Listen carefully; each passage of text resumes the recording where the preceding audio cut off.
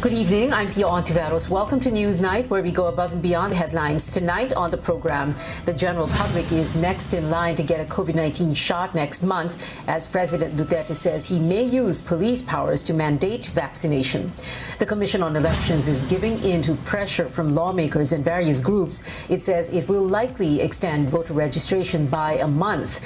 And the world invasion of K-pop continues as BTS is set to return to the concert stage in the United States with a live audience for the first time in more than 2 years.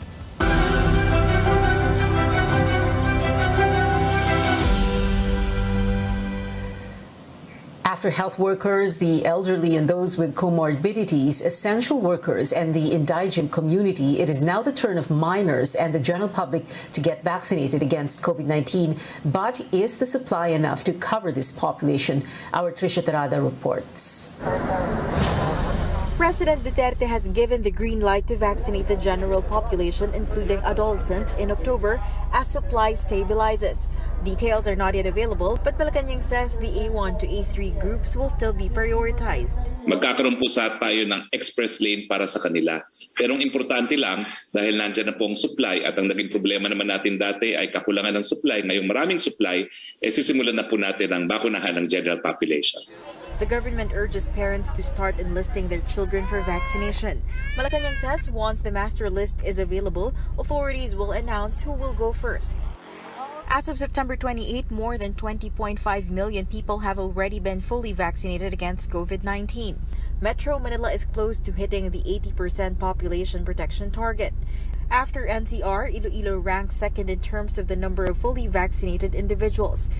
Vaccine czar Carlito Galvez hopes to raise full vaccination rate to 50% in key cities, while he expects Metro Manila to achieve population protection by the end of October.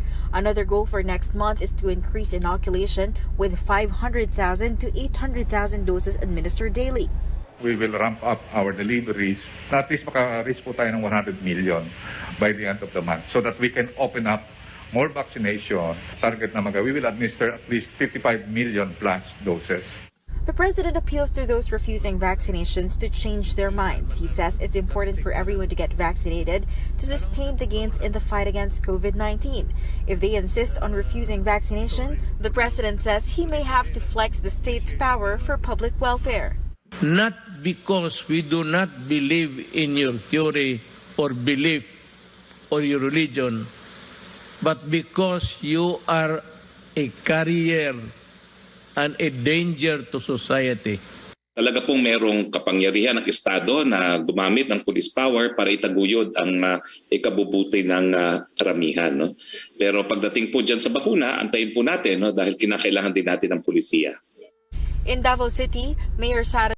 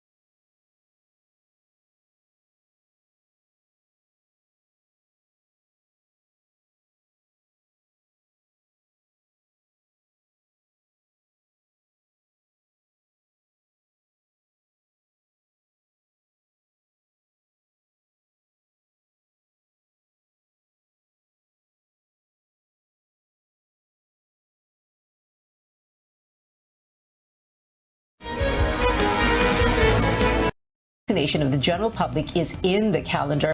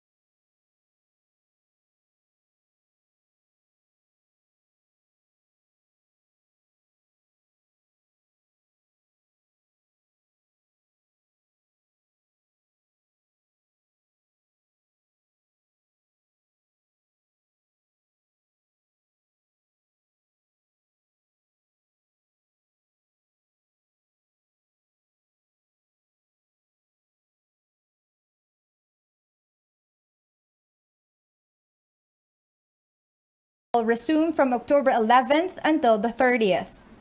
Voters may line up at COMELEC offices or mall registration desks until Thursday, September 30th.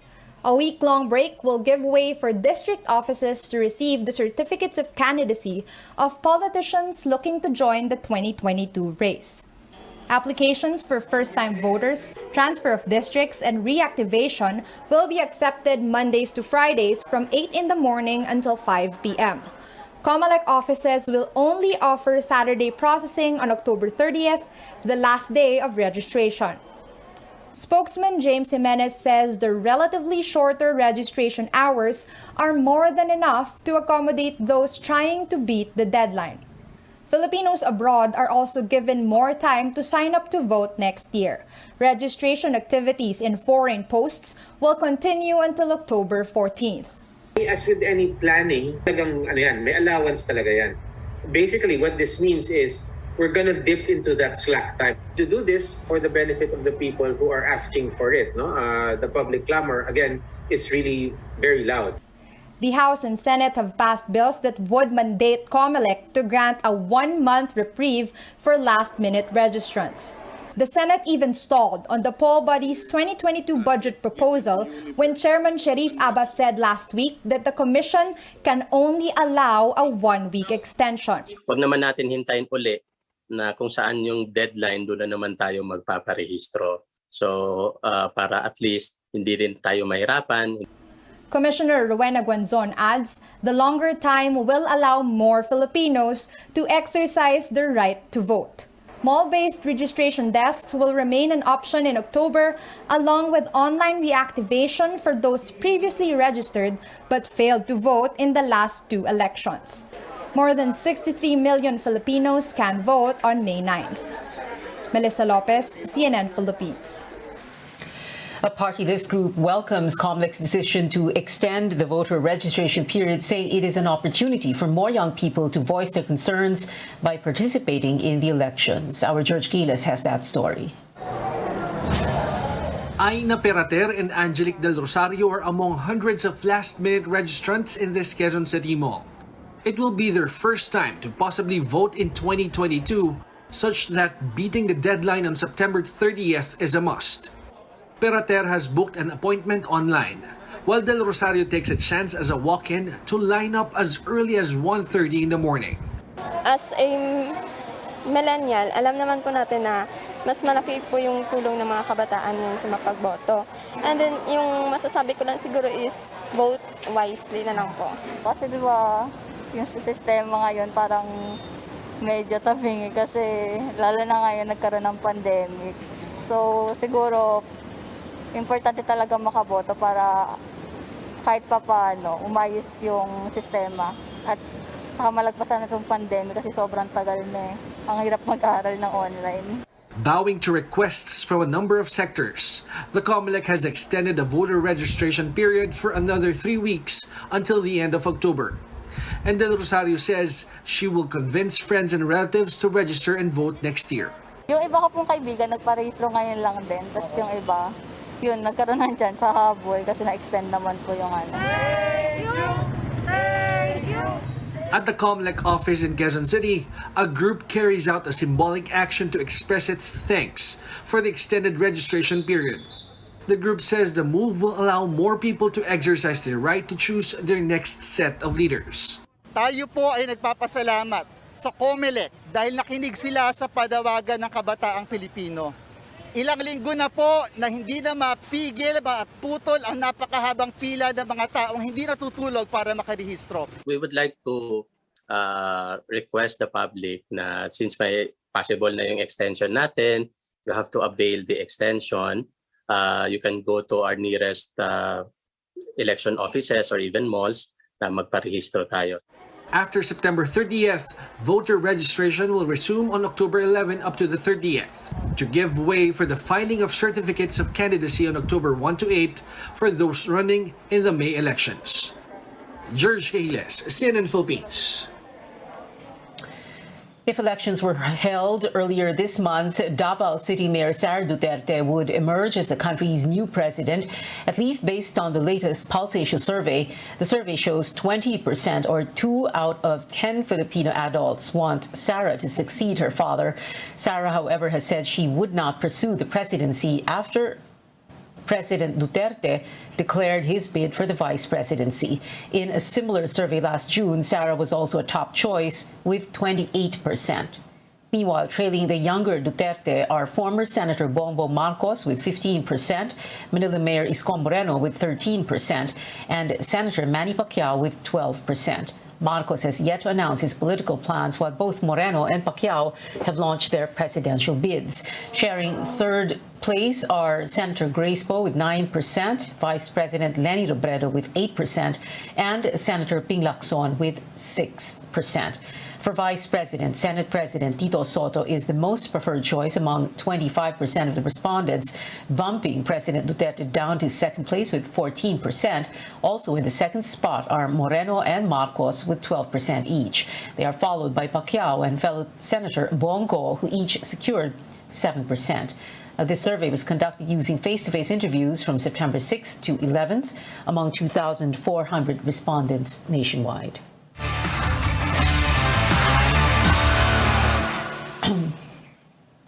It is the end of the road for the Pambansang Kamao. Boxer-turned-Senator Manny Pacquiao hangs up his gloves after 26 years in the boxing limelight. Pacquiao's announcement ended speculations about his retirement. Just last week, the senator declared he is gunning for the presidency. He accepted the nomination to be the standard-bearer of a faction of the ruling party, PDP Laban. Pacquiao is reportedly among those being eyed as a presidential bet under the opposition coalition, One Sambayan. Like other declarations, however, nothing is set in stone just yet until we see them filing their certificates of candidacy beginning Friday. Pacquiao was not hailed as the people's champ for nothing. His victories brought honor to the country and united Filipinos here at home and abroad. Our Pauline Versosa looks back on his amazing boxing journey. It is difficult for me to accept that my time as a boxer is over. Today, I am announcing my retirement. One of the greatest boxers of all time is hanging up his gloves. In a video statement entitled Goodbye Boxing, the 42-year-old Manny Pacquiao bid an emotional farewell following an illustrious career that spanned more than 2 decades. The people's champ walking away from the sport that made him a source of pride for the country as he sets his sights on his biggest fight yet in the coming 2022 presidential elections. I will never forget what I have done and accomplished in my life. As I hang up my boxing gloves, I would like to thank the whole world, especially the Filipino people, for supporting Manny Pacquiao. Just last August, Pacquiao absorbed a stunning defeat against Cuban fighter Yordenis Ugas in what has turned out to be his last dance. Despite the loss, the Pac-Man's legacy remains as the first and only boxer in history to win 12 major world titles across 8 different weight divisions, with a total record of 62 wins with 39 knockouts, 8 losses, and 2 draws. Once hailed as pound-for-pound king and among the highest-paid athletes in the world, Pacquiao has defeated world champions and legends, including Juan Manuel Marquez, Ricky Hatton, and Oscar De La Hoya. Fans all over the world thank Manny for his contributions to the sport, saying he will go down as a legend. In Metro Manila, streets would no longer go quiet on a Pacquiao fight day. Napapanahon na siguro kasi may edad na rin naman na siya eh. Para sa akin, okay na rin yun. Marami siyang pera po. At saka marami na rin siya natulungan. Marami na rin siya are-arean. Okay na rin yun. Kasi para sa kanya din yun.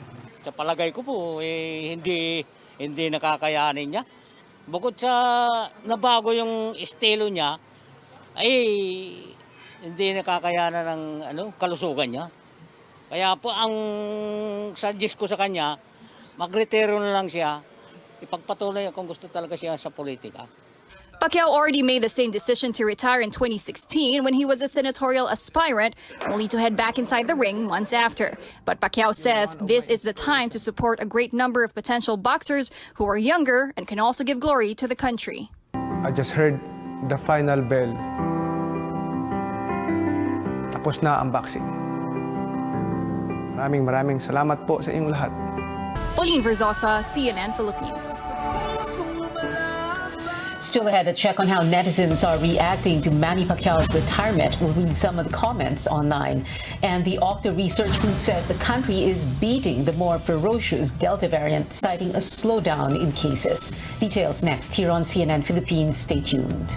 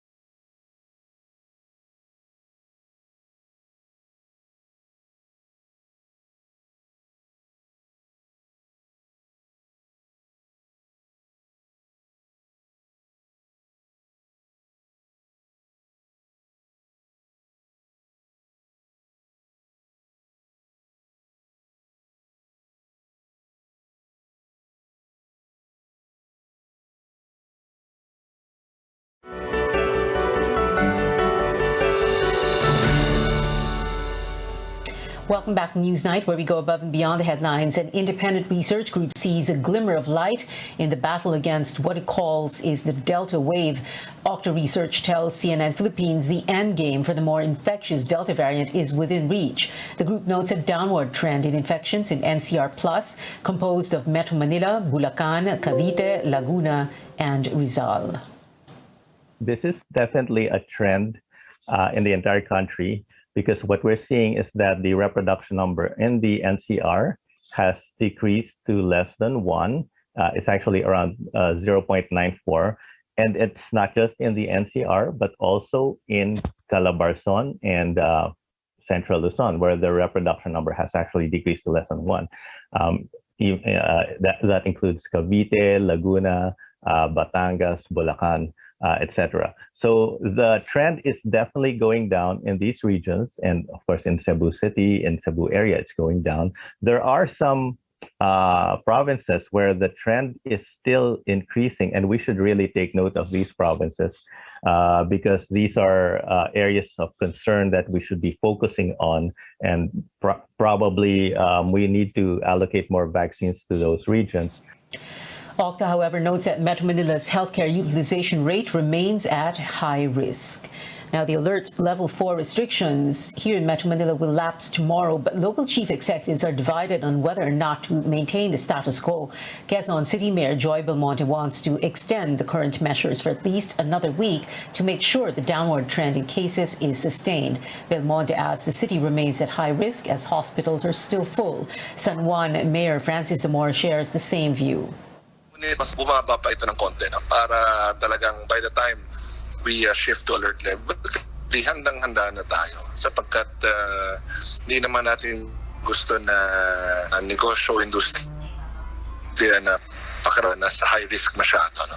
So I would rather see first if we can further bring down the numbers, and then if and when that happens, dun siguro ako sasang-ayon na bumaba tayo sa alert level 3. But for the local chief executives of Mandaluyong and Navotas, the slowdown in cases means region is ready for more relaxed measures. Menchi Abalos and Toby Tiangco say lowering the alert level next month will also help the economy. Now, the National Vaccine Operations Center has yet to issue guidelines after the government green-lighted the inoculation of the rest of the adult population and those aged 12 to 17 next month. But the health department says minors with health risks will be prioritized. Kalin Bonkin has more. Edna Bautista wants a COVID-19 vaccine for her 13-year-old daughter, Janelle. While adults in their household are fully vaccinated, Edna is worried for her children. Para mayroon na rin po siyang protection, kagaya po sa akin. Maganda pong nababakunahan na po kasi hindi po 100% na matatamaan na siya ng sakit. Janelle has also decided to get the vaccine once available. Para po makalabas na din ako. Baka din pumawaan ako ng may mga sakit. Almost 22% of the country's 110 million population got at least one dose of COVID-19 vaccine. With the expected 114 million vaccine doses coming by October to December, the government has decided to inoculate the general population and the younger group next month. But the health department says, considering the supply, the remaining unvaccinated adults and children at risk of getting severe infection are the priority. This means among the younger population, 12 to 17-year-olds with existing illness will get the vaccine first. The Pediatric Infectious Disease Society of the Philippines will give a list of illnesses qualified for priority pediatric vaccination. And just like the inoculation of adults with comorbidity, there are requirements to prove that a child is sick. Kailangan may medical clearance either from their attending physicians or their specialists. Maari naman po yung doktor lang, yung doktor natin dun sa kanilang local area, pero magbibigay po tayo ng checklist. May mga medical complexity, may mga heart, respiratory, kidney, at may mga iba-ibang problema. Both parents and children should also agree to the vaccination. Kailangan din po natin na may guardian sila kapag pupunta sila doon sa bakunahan. Only Pfizer and Moderna are allowed for age 12 to 17 in the Philippines. Vaccination among the younger population is expected to begin on October 15 in Metro Manila. Other regions will follow after 2 weeks. Caroline Bonkin, CNN Philippines. The country now sits at the bottom of a study that measures economic resilience and response to the COVID-19 crisis. The Philippines ranked last out of 53 nations with a score of 40.2 in Bloomberg's latest COVID resilience ranking. Malacanang says it is not surprised that Southeast Asian countries place low, while developed nations ranked high in the list. The Palace points out that vaccines are key to defeating the virus and echoed the president's United Nations speech that rich countries are hoarding doses. The report comes after Senator Joel Villanueva's call to abolish the interagency task force, which leads the country's COVID-19 response. Villanueva says the IATF is, quote, not working and that local governments are doing better in response efforts. Now, the country may have been better prepared to deal with the pandemic had Congress passed a bill filed by the late Senator Miriam Defensor Santiago 8 years ago. That's what her widower and former Undersecretary June Santiago believes. The late senator filed the Pandemic and All Hazards Preparedness Act in 2013 in the wake of the MERS-CoV outbreak in the Middle East. June Santiago believes things might have been different if the senator was still alive. Today is the 5th anniversary of the late senator dubbed as the Iron Lady of Asia. Sayang nga yung bill niya sa pandemic, hindi na-ipass noon kung hindi pinakinabangan ng husto ng bayan yung bill niya sa pandemic. Nakapagprepara sana ang bansa at mga tao para dito sa ganitong klaseng problema. Pero hindi napasa ng Congress yun, iba-ibang inasikaso, pero sayang.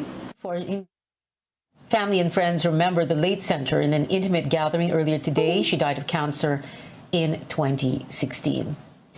A lawyer representing an official of government medical supplier Pharmaly Pharmaceuticals considers filing charges against Senator Risa Ontiveros and two of her staff.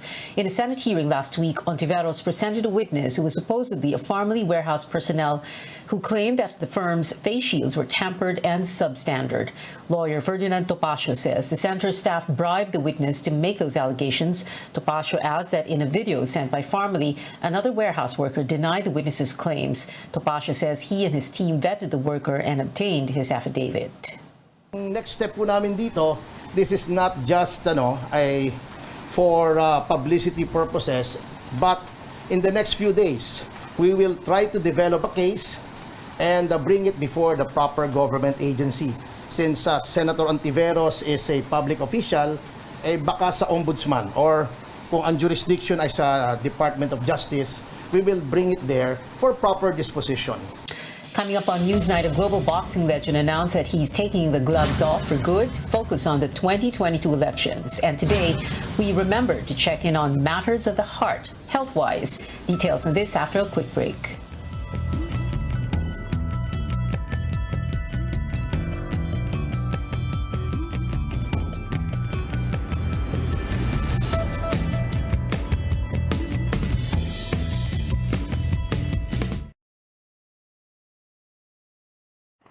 For almost 4 decades, U.S. and Philippine Marines have been holding joint war games, except last year due to the pandemic. And now, look at us. We are doing this in a very low-key manner. The war games resumed this year with lesser participants and even empty tables during Tuesday's opening. Because of COVID restrictions and quarantine mandates, forces had to be drastically reduced. The U.S., which used to send troops by the hundreds, now down to just a dozen, with the bulk of their service members joining remotely from Japan. The scope of the exercise remains large, remains significant, but it just looks different than it has in the past. Except for an activity in Cagayan Valley, almost all of the drills will be done virtually, a sharp contrast to previous field exercises that involved live fire and military vehicles. We must be able to outmaneuver our enemies in the same vein that we shall be able to maneuver this virus and still be able to continue to train, because we have a big responsibility in terms of defense and security of our people.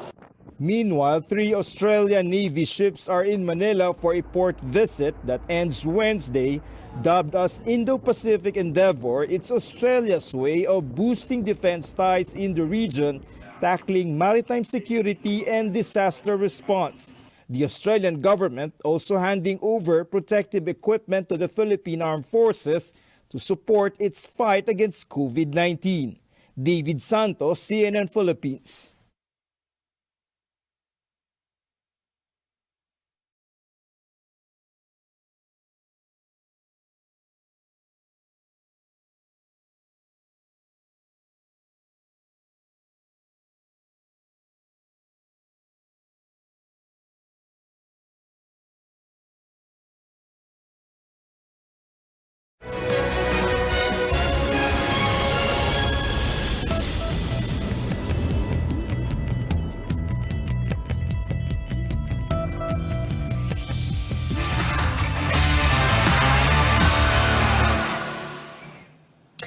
You're watching Newsnight. I'm Pia Ontiveros. Back to one of our top stories. 42-year-old senator and boxing champion Manny Pacquiao announcing he is stepping out of the ring, and he's getting tributes from all over the sports world.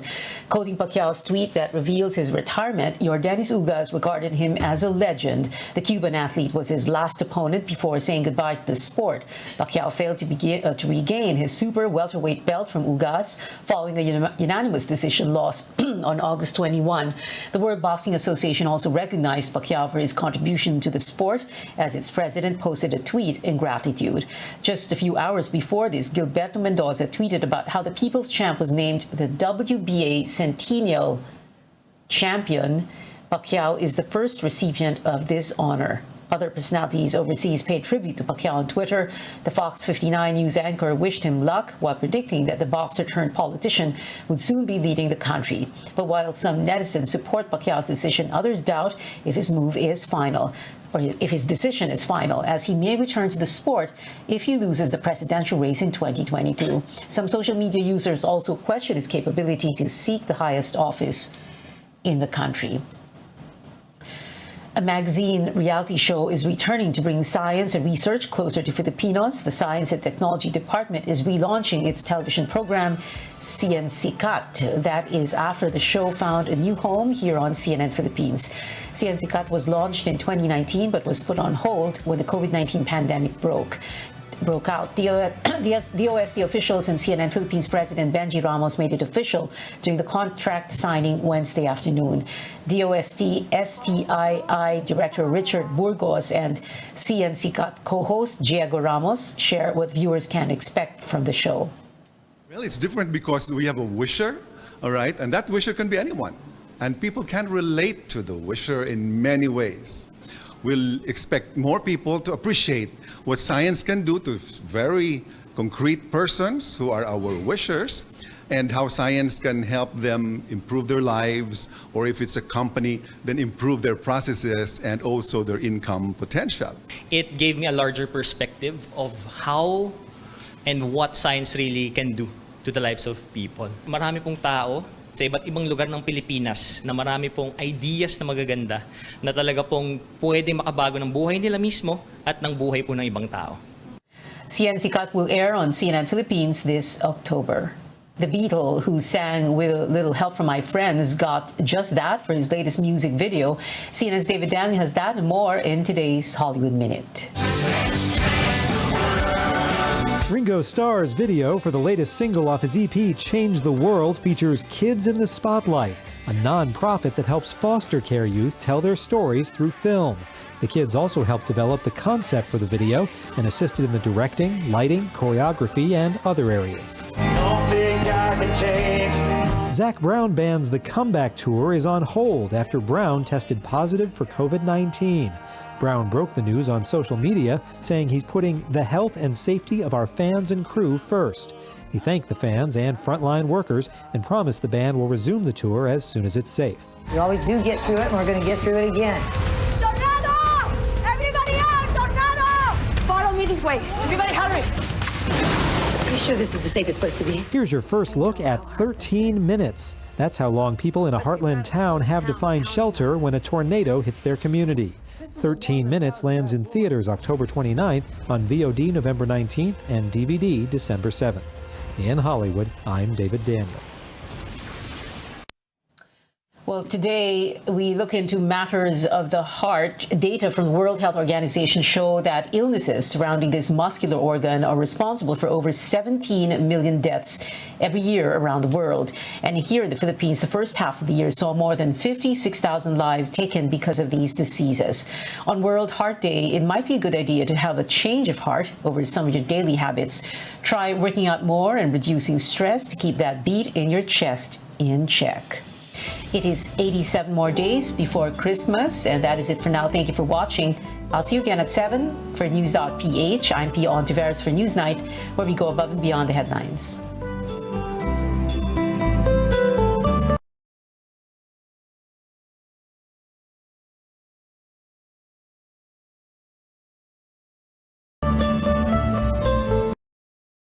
Some wonder. The Great 108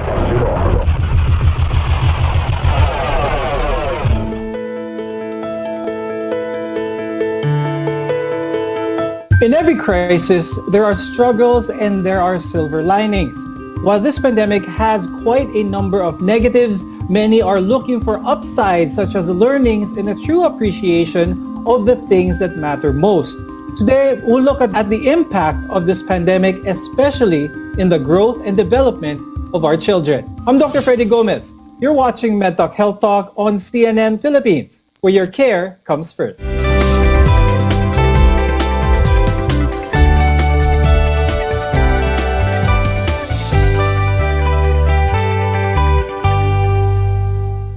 Children aren't the worst hit by the virus, but they risk being among the biggest victims of the pandemic. To talk more about this, let's welcome our guests. With us is Dr. Catherine Baltazar Braganza. She's a neurodevelopmental pediatrician from UST Hospital. Also joining us is Ms. Suzalyn Pascual.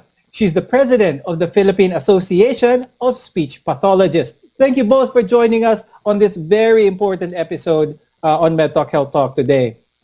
Now, let's first talk about some of the developmental delays in children, specifically because the COVID-19 pandemic has caused young children to miss opportunities for developmental milestones. Now, I'll start first with Dr. Kat. Have you met patients who have seen some developmental delays that may be caused perhaps by this current situation, the pandemic? I see a lot of patients in my clinic wherein the children are usually exposed to gadgets because the parents are also working at home, so they can't help but just give gadgets to their children. And also, I see a lot of children missing their social milestones because they don't get to go out, so they don't get to play with other children. So when they see other people, they get they would have anxiety. Now let's talk about more developmental delays in general, which may happen when a child lags behind their peers in terms of emotional, mental, or even physical growth. Ms. Suzy, in what areas of development can children have these delays? Or anong mga what are the more common areas that parents may see these delays in their children? Usually in all areas, actually. Like if a child has limited interaction with peers or even with adults, they may eventually have like difficulty with comprehension. And then with that comes also the difficulty with expression. So how can they be able to express something if they don't know it? Right. And then what Dr. Braganza mentioned a while ago was the social communication. Because of the limited exposure with other kids and their difficulty in having other people to interact with, that is also compromised. I'll talk to Dr. Kat about that. So let's inform the parents who are watching or our viewers who are watching kung at what age ba dapat ang isang bata ay able to talk. Let's start first from what type of sounds they can utter to actual comprehensible speech. It actually starts early on. So as early as 5 to 6 months, actually even younger, at 3 months, they would respond to social smiles. So when the parents smiles at them, they should be responding with a smile. And then about the same time, they would start to coo and be quieted when the parent would talk to them. So as they grow bigger, at 5 to 6 months, we expect babbling. So babbling is the production of consonant and vowels of ba, da. And then by 8 to 9 months, they would have repetitive babbling, like ba, ba, ba, da, da, da. And by 11 months, they should be saying their first word. Before we go on further with the discussion, I just would like to remind our viewers now all of these developmental milestones are assuming that the hearing of your child is normal as well, because there's a correlation with how normal the hearing of the child is and how quickly they can develop their speech. Now, moving on, I'd like to ask Ms. Suzy, Dr. Kat mentioned a lot of milestones. Are there any activities that the parents watching can do to enhance this development process sa mga anak nila? There are many ways of facilitating their language, the language skills of the child at home. But one thing that I usually teach the parents when I do webinars is to do the what we call language stimulation techniques. And one of those is commenting. Like when you're building the vocabulary of the child, you try to describe something. But when I say describe, it's not just yung parang robotic na nagsasalita ka lang like a newscaster. No, it's not reporting, but it's more of putting it into context in such a way that the child will get interested with the concepts or with the words that you're teaching them. At a certain age, usually by the time a child is ready to go to school, he or she should have already reached some social as well as emotional development milestones, like playing with others, singing, as well as dancing. But many kids are missing out. A decision, of course, to keep them safe from COVID-19. Dr. Kat, what are the effects then to a child's overall well-being sa ating situation ngayon? Actually, as we mentioned, there's the social emotional impact. So when they go to school, it's not just education that they're gaining from school.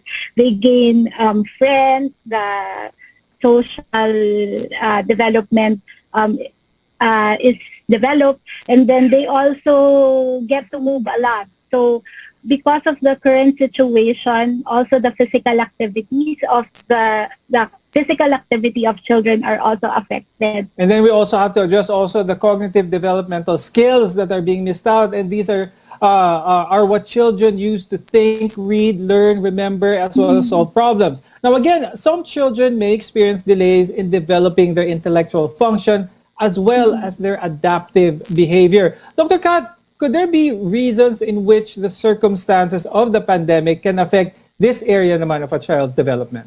Yeah, because when they go out, like what Ms. Susie said, it's not just the specific skills like talking that they get to see. When they get to play, they also get to develop fine motor skills when they hold on the toys. And since right now they just see their classmates through the screen, so they don't get to develop the fine motor skills. And also, there's a lot of things that could arise from a simple play between a child. So not just the gross motor, because they get to move, they get to touch things, also the communication, so develop. When we return, we'll talk about the risk factors of developmental delays in children during the pandemic. We're together in health. This is MedTalk Health Talk on CNN Philippines.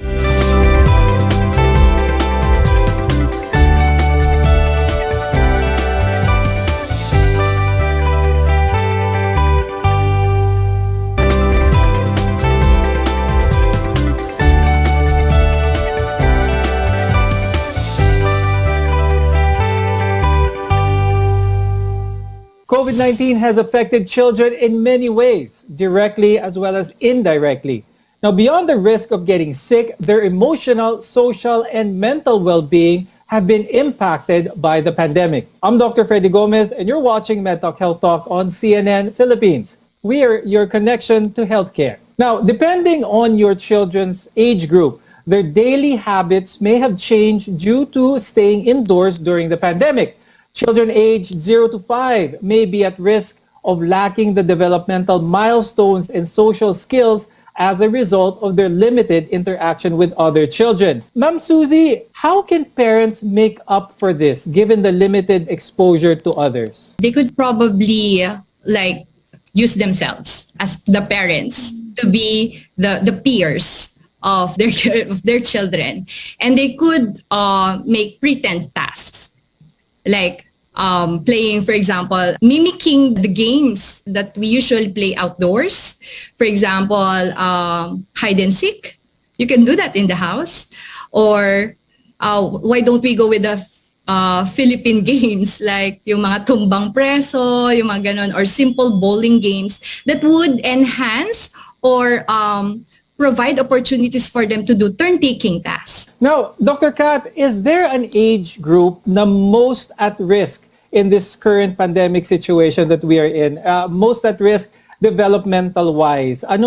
Because we have 0 to 5, 6 to 12, 13 to 17. Is there an age group na most vulnerable dito? I think since the rapid brain development happens at 0 to 5 years old. So I think they're the ones who are most at risk because of this pandemic. Okay. So kung 0 to 5 ang most at risk dito, are there any red flags that you could share with us para sa mga parents ng mga merong 0 to 5 years old? Anong mga red flags that may pinpoint to a developmental delay? So one red flag, so I think that's the easiest that the parents would get from this. So if they don't get to walk by 18 months, so they have to seek consultation at 1. So earlier milestones would be difficulty of holding their head, so they should have a good head control by 3 months. They should be able to sit independently by 10 months, and then they should stand on one leg by 3 years, because that we're looking at the balance. And then, so that adaptive domain, actually adaptive or the self-help, that's the usual thing that Filipinos are kind of late, because we usually feed them, we usually dress them up. So I think the pandemic would be the best time to help the children eat on their own. So by 3 years, they should be eating on their own. And then they should start dressing and undressing on their own. And then for school-age children, the red flags would be slow to remember facts, slow to learn new skills, or relies heavily on memorization, because if they rely heavily on memorization, they might be having comprehension concerns, so they won't understand what is asked, and poor coordination or unaware of physical surroundings. Okay. So marami talagang red flags na dapat ma-watch out yung mga parents. Ano? Now, speaking of school-age kids, because schools have been completely closed for more than a year now due to the pandemic. Now, Ma'am Susie, what are some of the more common problems that we are seeing among children given itong online learning situation natin? All right, the most common that I have seen so far, and has been reported by some of the clients that I'm handling, is their attention span. How could they focus and how could they hold on longer to the classes? For example, even if you say the class would run for 1 hour, in person or in the classroom, it's okay because you get to interact with the teacher or you get to move a little. But with online classes, you are glued in your seats and you have to pay attention to the teacher. But knowing that you're looking at the screen with so many windows, you get distracted with so much movement on the other windows. So that's one of the problems. And another thing is that when a kid is not able to process well, it is somehow perceived as a problem already because they couldn't pay attention, they couldn't focus longer. But we have to recognize that there are some kids who would need movement, who would need to move a little just to process some of the things. That's why most of them are having a hard time, or sometimes the parents are complaining that my child cannot finish this task, or my child cannot stay longer. But for some schools anyway, I've learned that they have allowed some allowances for the kids. Like they could turn off the video, and then if they need to move to stand up a little while still listening, it's allowed for as long as the child is still paying attention to the teacher in class. Coming up, we'll discuss how to help your child continue the development milestones and learnings they need for their future. So stay with us. Your health is our mission. You're watching MedTalk Health Talk on CNN Philippines.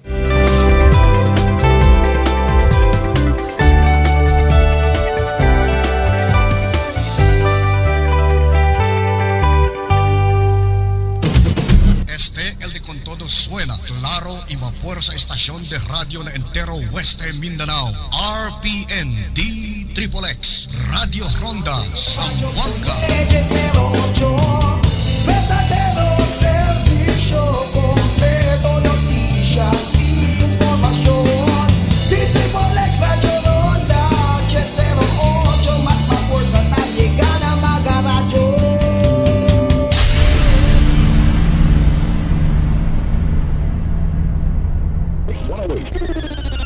D-XXX Zamboanga, wherever you want it, we've got it covered in the Philippines' largest network. This is Radio Philippines Network, the power, the first, the leader. Pass it on. Este el de con todo suena claro y mapuro sa estasyon de radio na entero Weste Mindanao. RPN D-XXX XXX, Radio Ronda, Zamboanga.